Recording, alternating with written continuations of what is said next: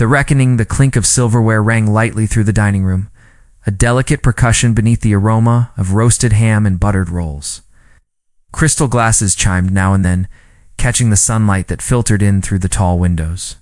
The air was warm, filled with the soft chatter of my family until a voice cut through it, sharp and brittle as glass shattering. "Lighten up," she said, her tone half playful, half command. Then, without pause, she leaned back in her chair, a gleam in her eyes. "I want the master bedroom renovated when we move into your new luxury house." The words hit the table like a stone tossed into calm water. My brother grinned instantly, like the command had been rehearsed between them. He draped an arm over the back of her chair, his confidence as easy as ever. "It's only fair," he said. "We'll be living there long term after all." The table erupted in laughter. My mother's tinkling giggle rose above the others, nervous yet indulgent. My father gave a firm, approving nod, as though the decree had been sealed by law, and me. I didn't laugh. I simply raised my coffee to my lips and sipped slowly, letting the bitterness coat my tongue, letting silence be my shield. They thought it was a joke, a silly request made in the safety of brunch, but I knew better. It wasn't a joke. It was a declaration. Growing up, my brother was the heir, the chosen one, the golden child whose very breath was celebrated. Every small victory, a goal scored, a project completed, was met with applause and gifts, fireworks in the night sky. And his mistakes, quietly swept under the rug, covered in excuses my parents crafted like artists me. I was too quiet. It's too serious, too inconvenient. When he crashed his first car, they replaced it within a week, shiny and new. When I graduated with honors, they barely attended the ceremony. No banners, no applause. Just a faint smile and a reminder that life wasn't about showing off, but I loved him anyway. I wanted them to see me. I believed foolishly that one day they would. The betrayal wasn't a single knife wound. It was years of bricks stacked one atop the other, building a wall between me and the family I kept trying to belong to. The business I built from nothing through sweat. Sleepless nights and failure after failure, I was told it was just luck. The house I bought with my own hands, they dismissed as family property, as though my name on the deed meant nothing. And now, my own table, in my own house, they dared to demand the master bedroom for themselves. Believed I would roll over, that I would laugh with them, play the fool. But I don't play the fool. So I didn't argue. I didn't remind them whose signature lay on the documents. I simply smiled, nodded, and served dessert, because by then, I already had a plan. My brother had always been careless with secrets, his passwords scribbled on sticky. Notes, bank loans, hidden but unpaid, emails left unsupervised. For months, I had been collecting, saving every lie, every debt, every document he thought invisible. And then there was her, his fiancée, her endless shopping sprees, her private conversations with men she thought no one would ever know about. I had it all. Screenshots, receipts, undeniable proof. I wasn't going to scream.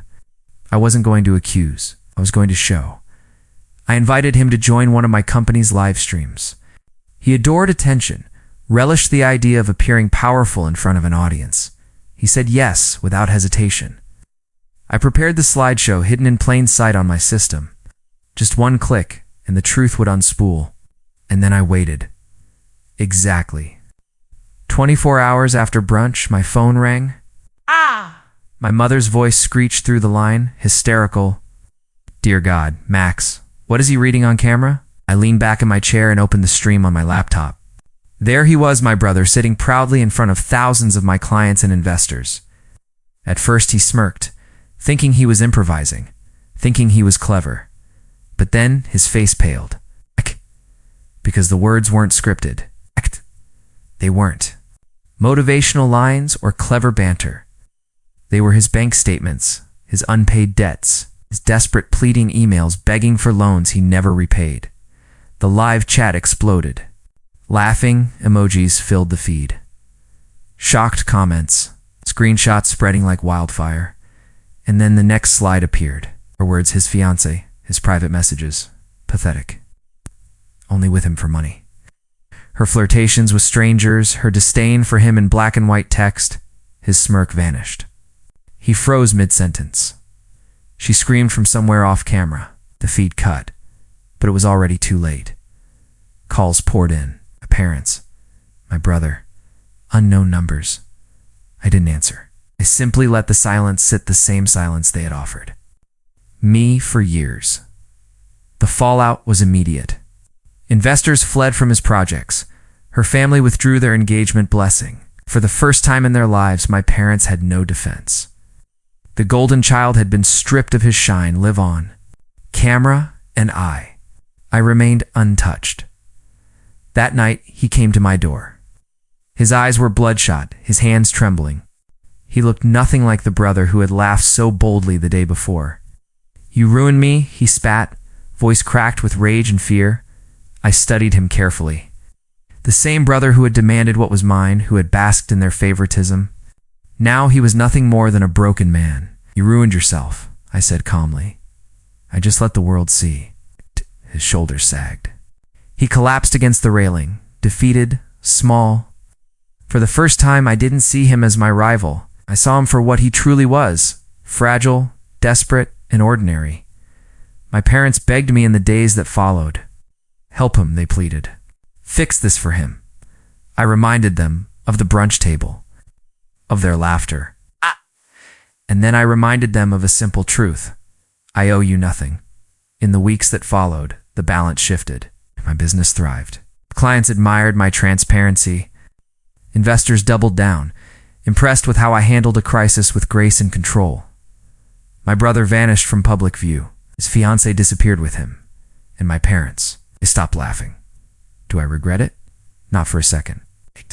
Because this wasn't just revenge, it was reclamation. For every birthday they forgot, for every achievement they dismissed, for every time they told me to be more like him, I wasn't the shadow anymore. I was the reckoning. The house is quiet now. Every room mine, the master bedroom untouched, waiting not for them, never for them. People think revenge requires rage. It doesn't. It requires patience, control, and the perfect stage. My brother thought the world, but always laughed with him. But now, the only sound left is silence.